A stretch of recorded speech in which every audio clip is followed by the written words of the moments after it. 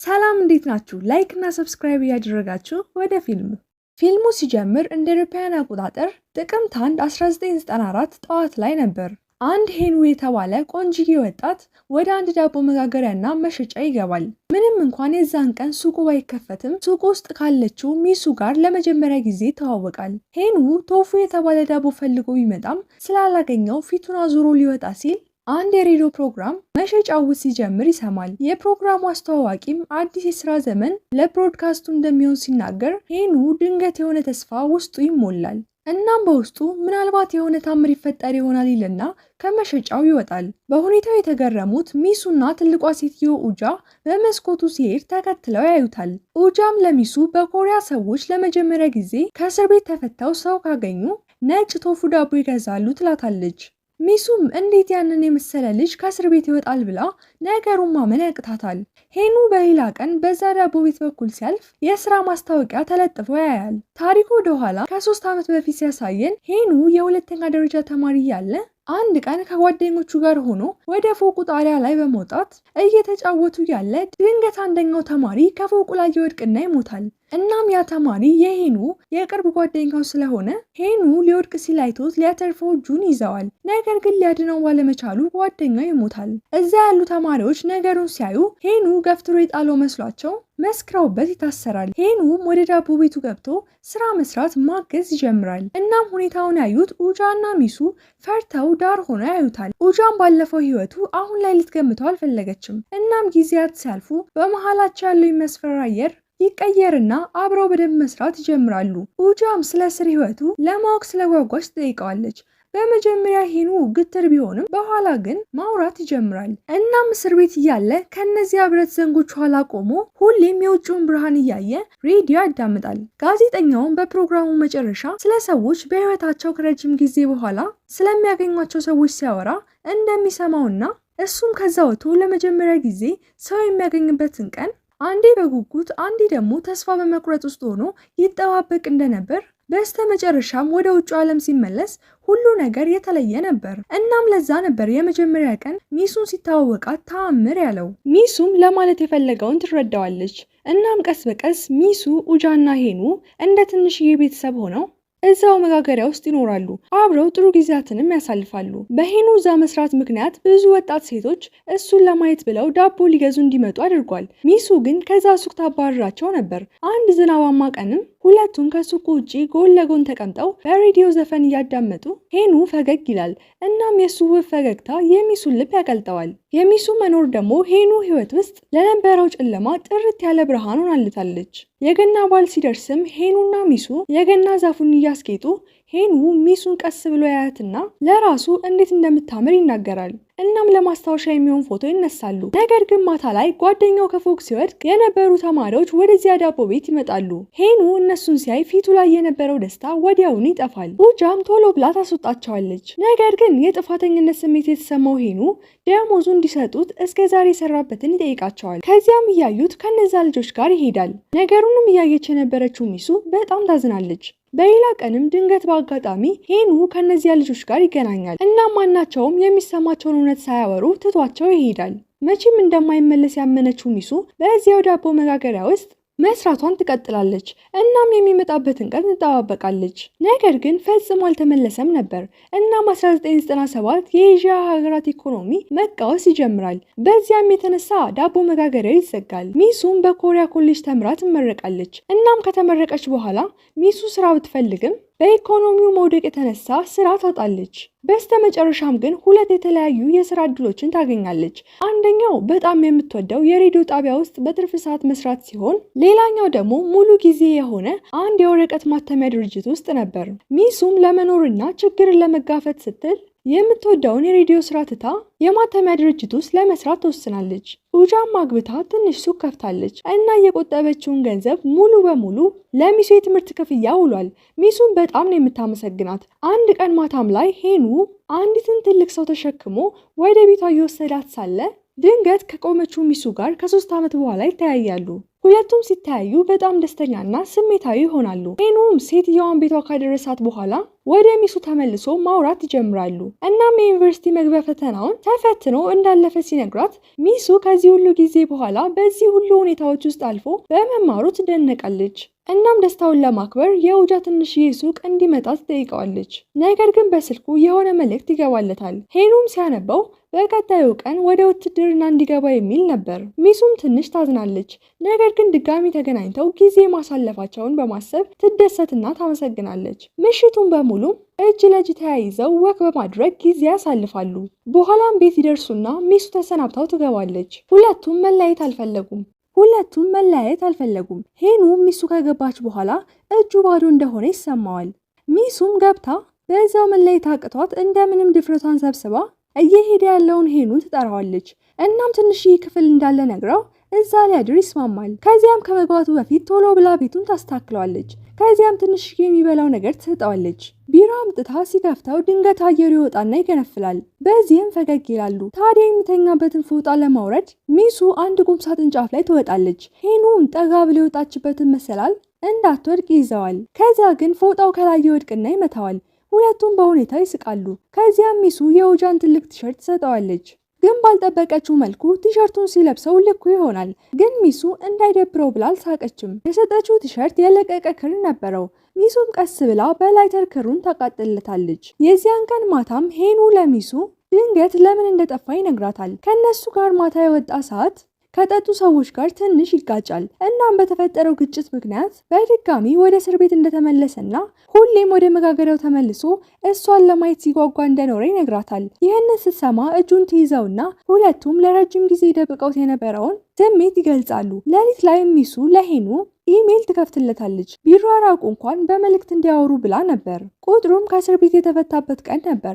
ሊነጋ ሲልም ሚሱ የኢሜል አድራሻውን ትጽፍና በትንሽ የወረቀት ለሄኑ ትሰጠዋለች። እናም ከዚህ በኋላ በኦንላይን መጻጻፍ እንደሚችሉ ትነግረዋለች።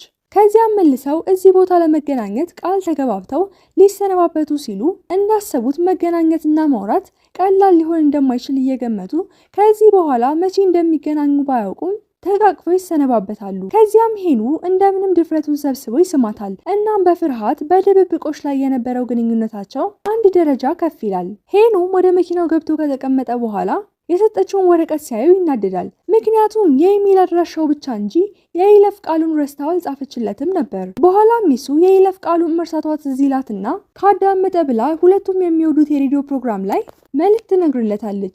መልእክቱም ላይ ምልክት እንዲሆነው ብላ ወደ ሌላ ቦታ እንደሄደችና የኢሜል የይለፍ ቃሉ የተማሪ ቁጥሯ መሆኑን ትነግረዋለች። እናም ሚሱ ሁል ቀን የይለፍ ቃሉ እንዲያስታውስ ትጸልያለች። ምክንያቱም ለፍቅራቸው ሚስጥራዊ ቁልፍ ስለሆነ ነበር። እናም 2000 ዓመተ ምህረት ላይ ሚሱ እንደተለመደው ወደ ኢሜል ውስጥ ስትገባ ለማመን የሚከብድ ነገር ትመለከታለች። እሱም ከ3 ዓመት በኋላ ለመጀመሪያ ጊዜ ከሄኑ መልእክት ይደርሳታል። እሷም በድንጋጤ እጇን ባፏ ላይ ትይዛለች። ምክንያቱም ለ3 ዓመት ያህል መልስ የማይሰጣት ሰው ጋር ተስፋ በማድረግ የተለያዩ መልእክቶችን ስትልክ ነበር። አሁን የምትጠብቀው ልጅ መልእክት ጽፎላታል። ሄኑም ውትድርና ቤት እያለ ያሳለፋቸውን ነገሮች ይነግራታል። እናም የድሮ የተከራየችበት ቤት መጥቶ በአካል እንደሚያገኛት ግዳጁ እንደጨረሰ ይነግራታል። ግን ሚሱ ቤት ቀይራለች። ሄኑም የይለፍ ቃሉን ያገኘው የሚሱ የድሮ ትንሽዬ ቤትን ተከራይቶ ነበር። እናም የቤቱ የይለፍ ቃል በሚሱ የትምህርት ቤት ቁጥር ነበር። ታዲያ አንድ ቀን የሆነ ነገር ትዝ ይለውና ሄዶ ሲሞክር ይከፍትለታል። በደስታ ጮቤ ረግጦ ወደ ላይብረሪ በመሄድ ኮምፒውተር ተውሶ ውስጥ ገብቶ ሲመለከት ለ3 ዓመት ያህል ያለማቋረጥ ከሚሱ የተላኩለትን መልእክቶች ያያቸዋል። እያንዳንዱንም እየከፈተ እያነበበ የተለያዩ ነገሮችን ያስታውሳል። በተመሳሳይ ሚሱ ባየችው ነገር በደስታ እየቦረቀች ነው። ሄኑ ግን የሚሱ ምላሽ ሌሊቱ ሙሉ ላይብረሪ ውስጥ ቁጭ ብሎ ይጠብቃል። ሚሱም ስልኩን እንዲጽፍላትና ምሳ ሰዓት ላይ እንደምትደውልለት ትነግረዋለች። ከዚያ ምሳ ሰዓት ሲደርስ ሄኑ በጉጉት የስልክ ጥሪውን እየተጠባበቀ ሚሱ ትደውላለች። እናም ልክ ድምፁን ስትሰማ ውስጧን የሆነ ትልቅ ብርሃን ህይወቷ ላይ እንደበራ ተሰማት። ሄኑም እንደናፈቀችው ይነግራታል። ግን ብዙም ሳያወሩ ሚሱ ወደ ስራዋ መመለስ ነበረባት። እናም ሁለቱም ማታ ለማውራትና በአካል ለመገናኘት ተስማምተው ስልኩን ይዘጋሉ። ሄኑም ድምጿን በመስማቱ በጣም ደስ ብሎት ስሜታዊ ይሆናል። ግን ራሱን እንደምንም ያረጋጋል። ማታ ላይም ሚሱ በተነጋገሩበት ሰዓት ስልክ ብትደውል የሚያነሳ ሰው ግን አልነበረም። ምክንያቱም ሄኑ ትንሽዬ ችግር አጋጥሞት ነበር። እሱም ከጓደኛው ጋር ይሰሩበት የነበረው ጂም ቤት በመጭበርበሩ የተበሳጨ አንድ ደንበኛ ሁለቱንም ይዟቸው ጣቢያ ይሄዳል። በኋላም ሄኑ ሲመለስ ሰላማዊ ህይወት መኖር ስላቃተው ይናደዳል። ከዚያም ቤት ተመልሶ የሆነውን ሁሉ ለሚሱ ይጽፍላትና ግን ሁሌ ችግር መናገር ያስጠላዋል። እናም የጻፈውን የሚልክበት ድፍረት ስላጣ ይተወዋል። ግን ሳያስበው ከሚሱ ኢሜል ይደርሰዋል። እሷም ከመውቀስ ይልቅ ስላልደወለላት ታመሰግነዋለች። እናም የእሷ ህይወት ጥሩ እንዳልሆነ ትነግረዋለች። ታዲያ ተስፋ ያልቆረጠችበት ነገር ቢኖር ፍቅሯን መሆኑን ሁል ቀን ወደ ስራ ስትሄድም ሆነ ስትመጣ መጽሐፍ እንደምታነብ እንደምታጠናና ነገር ግን ሁሌም ከስራዋ የተነሳ ያልተሳካላት ሰው እንደሆነች እንደሚሰማትናም በጣም ደስተኛ የሆነችበት ቀን ሄኑ ፓስወርዱን ያወቀበት ቀን መሆኑን እናም ከብዙ ጊዜ በኋላ እሱ መልእክት ሲጽፍላት እንደሳቀች ወደፊት የሆነ ጥሩ ነገር ተፈጥሮ ተመልሰው መገናኘታቸውን ተስፋ እንደምታደርግ ትነግረዋለች። እነዚህ ሁለት ወጣቶች በህይወት ውጣ ውረድ ውስጥ እያለፉ ስለነበር ፊት ለፊት የመተያየት ድፍረቱ አልነበራቸውም። ስለዚህ ድጋሚ ይራራቃሉ። ከ5 ዓመት በኋላ በ2005 ዓ.ም በጋ ላይ አበቦች መፈንደቅ ሲጀምሩ ሚሱ የምጠላውን ስራዋን ትለቃለች። እናም ቢያንስ አንድ እቅዷን ታሳካለች። ከብዙ ትግል በኋላ እንደ ህልሟ በአንድ አሳታሚ ድርጅት ውስጥ ኤዲተር ሆና ትቀጠራለች። ታዲያ እሷ ኤዲት ካደረገቻቸው መጽሐፍት ውስጥ አንዱ በጣም ታዋቂ ሆኖ ብዙ መሸጥ ከቻሉ መጽሐፎች ሰርታ የ6ኛነት ደረጃን ያዘ። እናም ለመጀመሪያ ጊዜ ልፋቷ ዋጋ ያስገኝላታል። በተመሳሳይ ሰዓት ሄኑ ከአንድ የሃይስኩል ጓደኛው ጋር በመሆን ትንሽዬ የቪዲዮ ፕሮዳክሽን ቤት ይከፍታሉ። እንደ አጋጣሚም ሆኖ የሄኑ ስቱዲዮ ሚሱ ከምትሰራበት የአሳታሚ ድርጅት ህንፃ ከስር ነበር። ከነሱ መስሪያ ቤት አንድ ፎቅ ወደ ላይ ከፍ ብሎ ማለት ነው። አንድ ቀንም ጠዋት ላይ ለዓመታት ስታደርገው እንደነበረው በጣም የምትወደውን የሬዲዮ ፕሮግራም ትከፍታለች። እናም ብዙ ልብ ሳትል እያዳመጠች እያለ ከፊቷ አንድ ሰው ታያለች። ከርቀት ስለሆነ በደንብ ጥርት ብሎ አይታያትም፣ ግን ሄኑን ይመስላታል። እናም ደንግጣ ፈዛ ታያዋለች። ግን ሁለቱም ያመነታሉ። ምናልባት ሌላኛው ሰው እንደ ድሮ ቦታ ላይኖር ይችላል ብለው ያስባሉ። እናም ሁለቱም የዛን ቀን እስከ ማታ ስራ እየሰሩ ያመሻሉ። ሄኑ ወደ ታች ወርዶ እሷን ማየት ይፈራል። በተመሳሳይ ሚሱ ጉጉቷ በጣም ጨምሮ ወደ ደረጃው ትወጣና ሄኑ የሚሰራበት ጋር ትሄዳለች። ከዛም ሁለቱም ሲገናኙ እየተያዩ ምን ማለት እንዳለባቸው ግን አላወቁም። ሄኑም ፈገግ ይላል። ፈገግታውም እንደ ድሮ ልቧን በደስታ ሞላው። ከዛም የሆነ ነገር ሊያሳያት እንደሚፈልግ ይነግራታል። ከዛም ወደ አንድ ተከራይቶት ወደሚኖርበት ቤት ይወስዳታል። ቤቱም ሚሱ ተከራይታ ትኖርበት የነበረበት ቤት ነበር። ሚሱም ነገሩን ስታይ ተገርማ በሄኑ ድርጊት ልቧ ይነካል። ከዚያም ለዓመታት በውስጧ ይዛቸው የነበሩት ቃሎች ይወጡ ጀመር። ለአለቃዋ የ3 ቀን የስራ እረፍት ትጠይቅና 3ቱን ቀን ሁለቱም አብረው ልክ እንደ ጥንዶች ጊዜ ያሳልፋሉ። አብረው ወክ ያደርጋሉ። የተለያዩ ነገሮችንም ገዝተው አብረው ምግብ እያበሰሉ እናም ጸጥ ያሉ ጊዜያትን አብረው ያሳልፋሉ። በኋላም ሚሱ ሄኑ ቤት ውስጥ የተሰቀሉትን ፎቶዎች ታያቸዋለች። እናም በሚገርም ሁኔታ አብዛኞቹ የራሷ ያኔ ዳቦ መጋገሪያ ውስጥ እያሉ የተነሷቸው ነበሩ። እናም ልቧ ይነካል። በሄኑ ህይወት ውስጥ በጣም ትንሽ ደስተኛ የሆነችባቸው ጊዜያት ነበር ያሉት። ለዛ ነው ፎቶን ስታስቀምጣቸው። ከዚያም ሄኑ በቀስታ ወደ ሚሱ በመጠጋት ከ10 ዓመት በኋላ የሚወዳትን ልጅ በድጋሚ ይስማታል። እናም የግንኙነታቸው አዲስ ምዕራፍ ይከፈታል። በነጋታው ጠዋትም ሄኑ ባልካኒው ላይ ቆሞ እያለ ሚሱ ትመጣና በፈገግታ ተሞልታ ትከሻው ላይ ትተኛለች። ከዛም አብረው ሆነው ወደ ላይብረሪው በመሄድ ጥሩ ጊዜ ያሳልፋሉ። እናም እስከዛሬ ይህንን የመሰለ ጣፋጭ ጊዜ በማጣታቸው እየተጸጸቱ በደስታ እጅ ለእጅ ተያይዘው ወክ ያደርጋሉ። በኋላም ወደ ኡጃ ጋር ሲሄዱ ኡጃ ስታያቸው ማመን አቅቷት በጣም ደስ ይላታል። አብረው ሆነው ስታያቸው በደስታም ታቅፋቸዋለች። የሚጣፍጥ ምግብም ትሰራላቸዋለች። ከዚያም ሶስቱ እንደ ድሮ በጋራ ተቀምጠው እየበሉ ሚሱ ለምን እሷን ሁሌ እንደሚወዳት ጠይቀዋለች። ሄኑም ልቧ ውስጥ ለዘላለም የሚቀመጥ ነገር ይነግራታል። ሄኑም ሚሱ ማለት ለሱ በጣም ውድ ነገር እንደሆነችና ፎቶዋን ቤቱ ውስጥ ሁሌ የሚያይበት ቦታ ሰቅሎ እንዳስቀመጠው ፎቶዋን ሲያይ ጠንክሮ እንዲሰራ ጉልበት እንደምትሆነው ምክንያቱም የተሻለ ህይወት ይገባታል ብሎ ስለሚያስብ እንደሆነ ይነግራታል። ታዲያ አንድ ቀን ሄኑ ምን ያህል እንደሚወዳት ስታውቅ ድፍረት ታገኝና ሚሱ አንድ ጥያቄ ትጠይቀዋለች። ጥያቄውም ታገባኛለህ የሚል ነበር። ሄኑም መልስ ከመስጠት ይልቅ ዝም ይላል።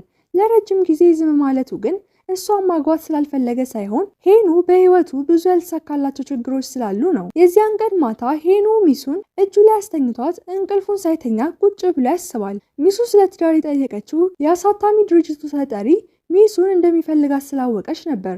አለቃዋ ለሚሱ ድሮ ኡጃ ተሰራበት የነበረው አይነት ትንሽ የዳቦ መጋገሪያ ሱቅ ይከፍትላታል። ሚሱን ባደረገላት ነገር ትነካለች። ነገር ግን እሷ የእውነት የምትወደው ፈገግታው የሚያምረውን ሄኑን ነበር። የድርጅቱ ኃላፊም አዲስ ፕሮጀክት ሊሰራ ስላሰበ ሄኑ ስቱዲዮ እንዲለቅ ይጠይቁታል።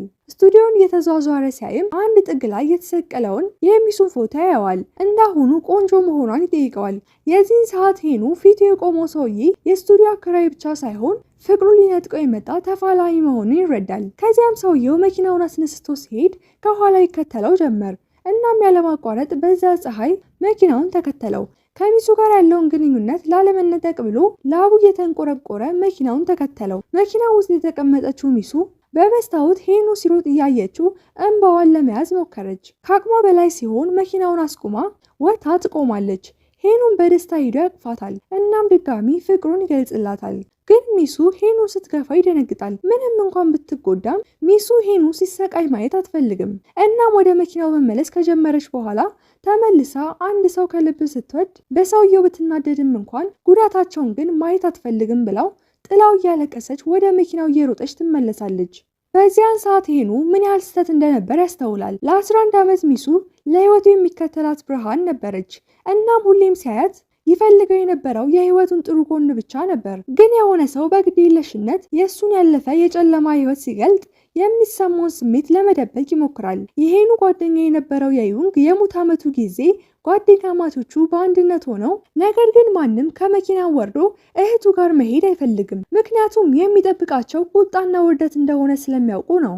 በስተመጨረሻም ሄኑ ድፍረቱን ሰብስቦ ወደ በሩ ብቻውን ይሄዳል። እንደጠበቀው ምንም ያህል ይቅርታ ቢጠይቃት እናም ሊያስረዳት ቢሞክር ምንም የለወጠው ነገር አልነበረም። የዩንግ እህትም ምንም እንኳን እውነታው ቢታወቅም ግን የሆነው ነገር አይለወጥም ብላው በሩን ትዘጋበታለች። በኋላም ሚሱ ለሄኑ ትደውለታለች። ቶንግ ነበር ያነሳው። ሄኑ ስልኩን የቶንግ መኪና ውስጥ ረስቶት ስለነበር ነው። በስተመጨረሻ ሚሱ ስለ ሄኑ ያለፈ የሚያም ታሪክ ትሰማለች። ከዚያም ቶንግን የዩንግ እህት ቤት እንዲወስዳት ጠይቀዋለች። ለሄኑ ይቅርታ ልጠይቅላት ብላ ነበር። ወደ ቤቱ ሲደርሱ ማንም አልነበረም። ሚሱም ወደ ሄኑ በመመለስ ሁሉንም ነገር መስማቷን ነግረው ከዚህ በኋላ ወደዛ ቤት እየሄደ ራሱን መጉዳቱን እንዲያቆም ትነግረዋለች። ነገር ግን ሄኑ ቶንግ ታሪኩን በቀላሉ ለሰው በመናገሩ ይበሳጭበታል። ለመጀመሪያ ጊዜ ሚሱና ሄኑ ተጨቃጨቁ። ሄኑ ሚሱን በጣም ስለሚወዳት የሚያሳፍር ያለፈ ታሪኩን እንድታውቅበት አይፈልግም ነበር። ሚሱ ደግሞ በጣም ስለምትወደው የሄኑ እያንዳንዱን ነገር ልትረዳውና ልታውቅ ትፈልጋለች። ሄኑም በቁጣ ወደ ቶንግ ጋር ሄዶ የራሱን ህይወት ብቻ እንዲኖር በማያገባው የሰው ህይወት እየገባ ባያመሰቃቅል ጥሩ መሆኑን ይነግረዋል። ቶንግ ግን ዝም ከማለት ይልቅ ለምን ብሎ ይጠይቀዋል። ሁለቱም አብረው በልጅነታቸው ስህተት እንደሰሩ እየነገረው ሁል ጊዜ እሱ ብቻ ስለነገሩ እንደሚሰማው እንደሚሆንና እሱ ብቻ ይቅርታን ይደረግለት እንደሚፈልግ ሲነግረው ሄኑን እንዴቱ ከቁጥጥሩ ውጪ ይሆንና ሁለቱም መደባደብ ይጀምራሉ።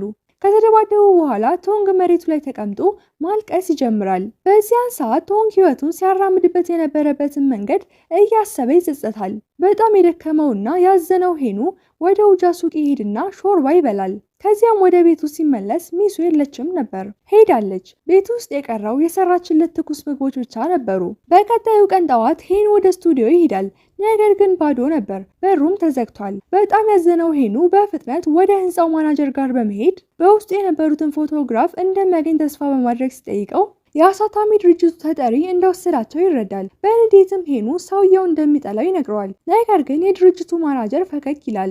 እናም ሄኑን እንደሚወደው ይነግረዋል። ግን ተጠሪው ሚሱን በጣም እንደሚወዳትና እንደሚያስብላት ሚሱም እንደሱ ያለ ሰው እንደሚያስፈልጋት ይነግረዋል። ሄኑም የሰውየውን መኪና ከተከተለው ሚሱ ያለችበት እንደሚያገኝ ሲጠይቀው ሰውየው መልስ ሳይሰጠው አስነስቶ ይሄዳል። ሄኑ ግን ያለማቋረጥ መኪናውን መከተል ይጀምራል። እናም መኪናው ሁሉ ነገር የተጀመረበት ዳቦ መጋገሪያው ጋር ይቆማል። እናም ሚሱን በድጋሚ ያያታል።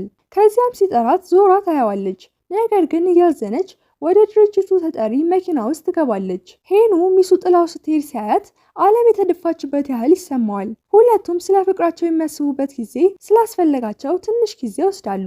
አንድ ቀንም ሚሱ ወደ ውጃ ሱቅ ልታያት ትሄዳለች። ውጃም ሄኑ አብሯቸው የነበረበትን ቀናት እንደምትናፍቅ ትነግራታለች።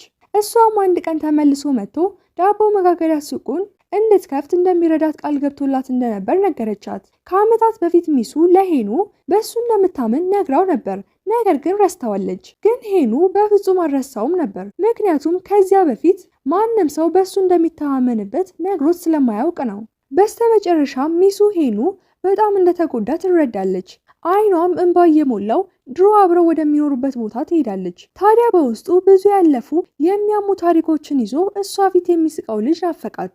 እንደ ድል ሆኖ ሁለቱም የሚወዱት የሬዲዮ ፕሮግራም ላይ ሄኑ አሁን በካሜራ ማንነት እየሰራ ነው። አንድ ቀንም የፕሮግራሙ አዘጋጅ ጸሐፊው ልቡ ውስጥ ደብቆ ያለው ነገር ምን እንደሆነ ይጠይቀዋል። በዚያን ሰዓትም ሚሱ የሬዲዮ ፕሮግራሙን እያየች ነበር። እሷም ሄኑን ለማየት ተስፋ አድርጋ ካሜራው እስኪዞር ትጠብቃለች። አዘጋጁ የሄኑን ስም ጮክ ብሎ ሲያነበው ካሜራው ወደ ሄኑ ይዞራል። ሚሱም እንባዋ ይመጣል። እዛ ጋር የቆመው እሱ እንደሆነ ገምታ ነበር። እናም ማንም ሰው ተስፋ እስካልቆረጠ ድረስ ሁሉም ታሪኮች መጨረሻ አላቸው። በሚሱ ልብ ውስጥ ያለው ሰው መቼም ማታው መቆየት የማትችለው ነበር።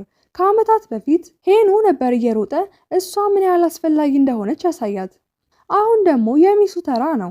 ልክ ሄኑ እቃውን ሰብስቦ ሊወጣ ሲል ሚሱ ደርሳ ከመስታወቱ ውጪ ትቆማለች። በጣም የተደነቀውና የደነገጠው ሄኑ ፈገግታው ይመለሳል። ሄኑም ካሜራውን አንስቶ በደስታ እየፈነደቀች ያለችውን ሚሱን ይቀርጻታል። እናም ከዚህ ሁሉ ውጣ ውረድ በኋላ ፍቅራቸው እንዳልተቀየረ ፊታቸው ይናገራል። ሁለቱም ፍቅራቸውን መቀጠላቸውን እያሳየን ፊልማችን ያልቃል። ፊልሙ የተመቻችሁ ቻናላችንን ሰብስክራይብ፣ ቪዲዮን ላይክ እንዲሁም ደግሞ ለሌሎች እንዲደርስ ሼር ማድረጋችሁን አትርሱ። ሀሳብና አስተያየት ካላችሁ ደግሞ ኮሜንት ላይ አስቀምጡልኝ።